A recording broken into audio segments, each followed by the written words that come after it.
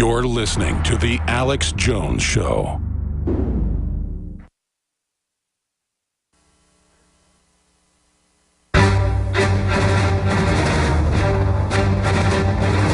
Big Brother, mainstream media, government cover-ups. You want answers? Well, so does he. He's Alex Jones on the GCN Radio Network. And now, live from Austin, Texas, Alex Jones. There's an old saying, Mama didn't raise no fool. And again, I'm no rocket scientist, to use another cliche, but the old defaults put people on hospital ships or make them self-quarantine in isolation after they treated Ebola patients in Africa or wherever the disease is, and then you can come back. What are these doctors doing coming back? What are they doing bringing people that have Ebola back here? And what's this guy doing?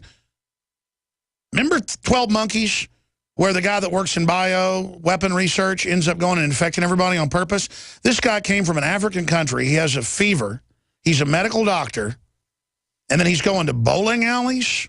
He's going to restaurants, subways, and taxis. I guess he's just incompetent, too. That's right. Obama's incompetent bringing all these people in.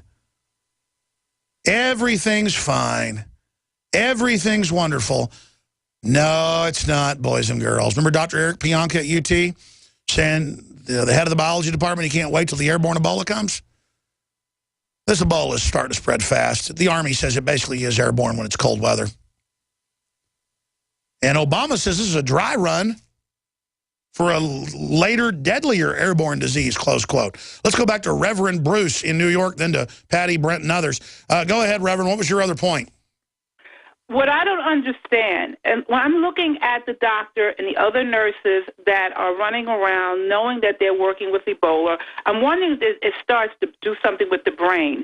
If you have a fiance, and live-in fiance, girlfriend that you're supposed to love, you know you're leaving a country that you have directly treated Ebola patients. Why didn't you put your girlfriend on alert, tell her, leave the apartment, go live with family and friends until I am quarantined for 21 days or more? He let the girlfriend stay there. He let the friends come by. In 12 hours, less than 12 hours, he's on the train. The trains in New York are crazy. He was on the A line, the L line, the number 1 line. Yeah. Train system. Well, you know what I'm getting at. You're saying you think Ebola affected his brain. I don't know. I saw a movie called 12 Monkeys. I'm starting to think a little something else. What, you don't think they're going crazy? I mean, you're a doctor. Oh, he's crazy, I think. I think he might have been crazy before the Ebola. Something is wrong. Why would you go on the train? The news report... there's a eugenicist that says there's too many black people in Africa running the Ebola operation. Think something might be wrong there? The news media made us believe in New York that you could take the train the next day. It's not going to be any problem. He had 103 temperature a few hours after he took that train to go to the bowling alley. They told us on the news, well, we're going to take the train. I ride the A train, and I'm going to still take the train. Well, my daughter and I ride the A train, one black man said, newscaster, and I'm going to take me and my daughter on the train as well. I think these people are crazy. Well, in America, acting like you're dumb and don't care and believe the government is the trendy thing to do.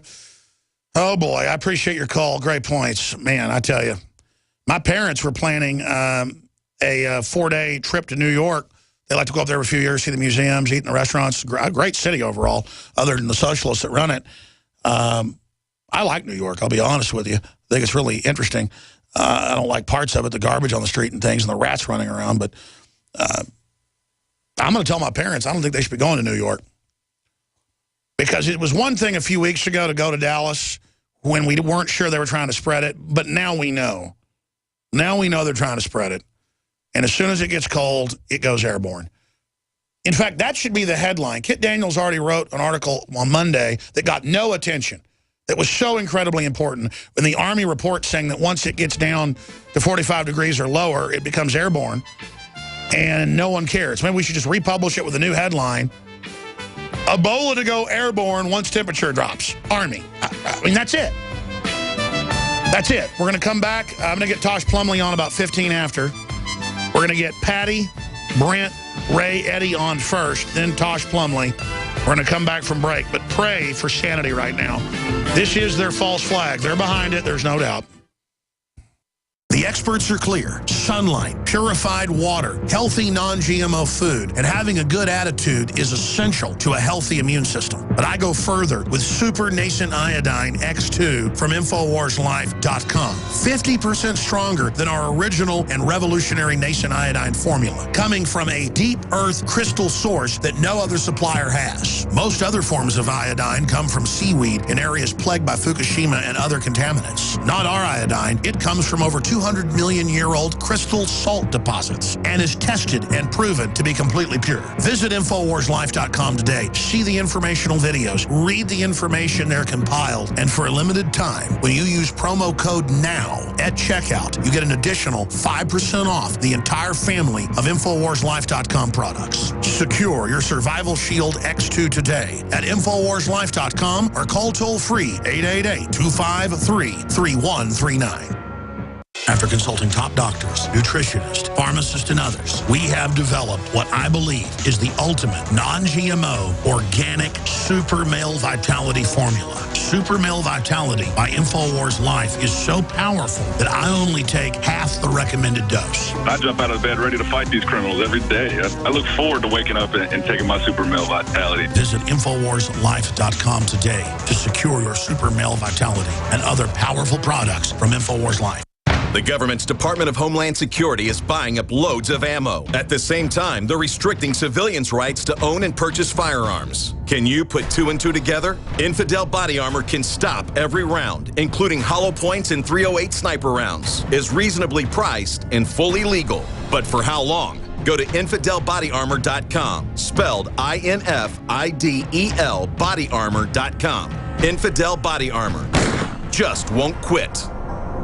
From the water table to our soils to the atmosphere itself, our world is becoming more and more toxic each and every day. But it's not just the air outside that's toxic. Indoor air has been shown to have 2 to 5 times higher concentrations of pollutants than even outdoor air. And most Americans spend 90% of their time inside using toxic chemicals within their homes. There are more than 42 million smokers in the United States. Well over 1,000 types of mold and mildew linked to numerous conditions. And don't forget the fact that 6 million Americans live with pets they're allergic to as well. When I began to research these statistics, it was clear to me it was time to start cleansing my lungs in order to combat the toxic environment that we cannot escape, but that we can fight back against. Made with organic and wild cultivated herbs and manufactured in the USA, the new InfoWars Life Lung Cleanse is here in a convenient spray bottle that can be brought with you throughout any toxic environment. Now available exclusively at InfoWarsLife.com or by calling toll-free 888-253-3139.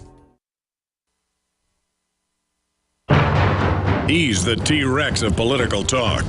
Alex Jones on the GCN Radio Network.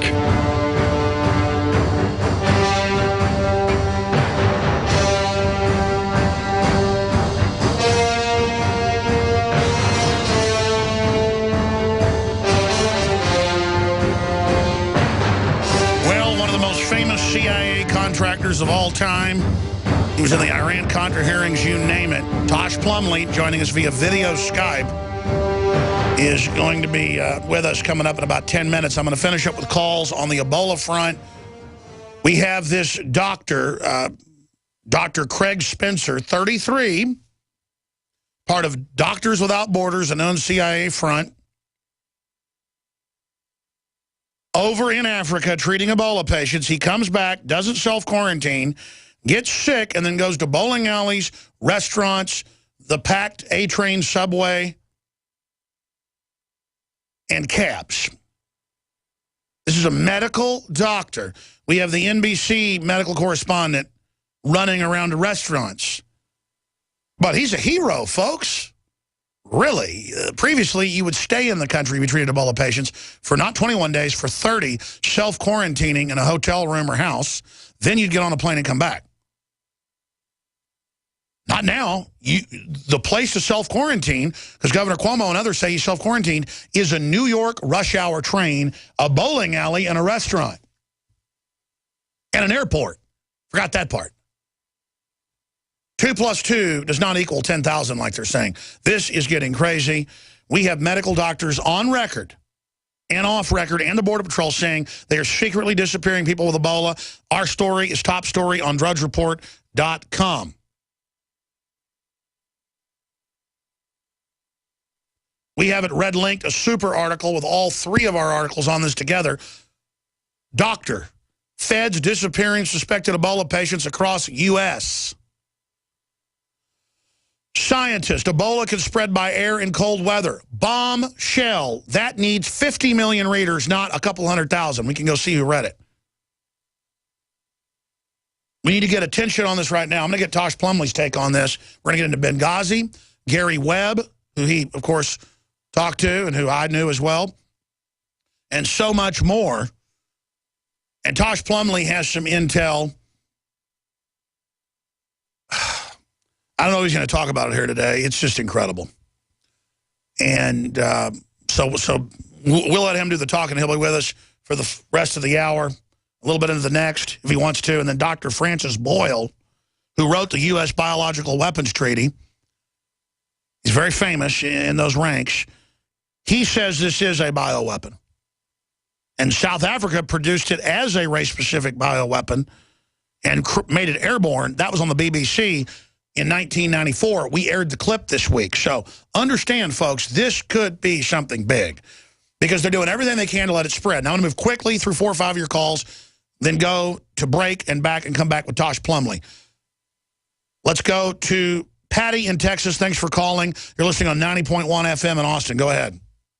Hi, Alex. Thanks for taking my call. Thank you. I wanted to put something out there about the borders, and you're all over the place about why they're shutting down the borders, and I think I have at least maybe a partial answer for you. It has to do, if you look at when this lab started back in Sierra Leone with the Gates Foundation, Tulane University, and U.S. Army Infectious Institute, if you look closely at those individuals and who all is behind the money on that, you can figure out why they're not shutting down the borders. And the head of Southcom says that now they believe Ebola will come across the border. How is government not going to get in trouble burning down the house? That's the big question. Why are they so arrogant now? Well, I'll get to that because the last key on that lab has to do with George Soros. If you ask the question, why did they put that lab in Sierra Leone? And the very first thing you have to come up with is they did the human trials because they're dealing with very poor and disenfranchised people that have no voice. That's not the final answer on it, Alex. The reason that they put that lab there has to do with oil. The discovery of the oil reserves offshore on all those countries around Sierra Leone and Liberia and Nigeria, there's a huge oil reserve that was discovered many years ago, but they did not announce the oil discovery and started drilling on it. Oh, I know that. That's exactly what Wayne Madsen, formerly the NSA, a major whistleblower, said on Tuesday here. You're absolutely right. Good to hear from you. Thank you. Ray in New York, you're on the air. Hopefully it's not too late, is the comment that the gentleman who answered my congressman's office said to me yesterday. And what he was referring to was a letter that my congressman Scott Garrett and another congressman, David Bittner, sent out to Reid and Bonner saying, hey, we have to get Congress back together so we can discuss this Ebola thing.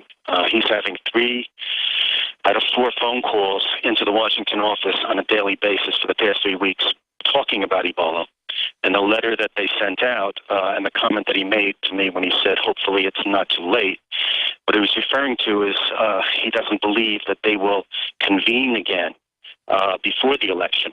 And his comment after he said that was, hopefully then it's not too late. So that's a little... What do you make of a medical doctor who's been in an Ebola area, has a fever, and then starts driving around on the busy A-train subway? I mean, that sounds insane to me unless you wanted to spread it. I'm just wondering here, because the media is saying he's such a hero. Why didn't he stay in Africa until he knew he didn't have Ebola? I agree. Absolutely blows my mind. And if you take a look at the pictures of him,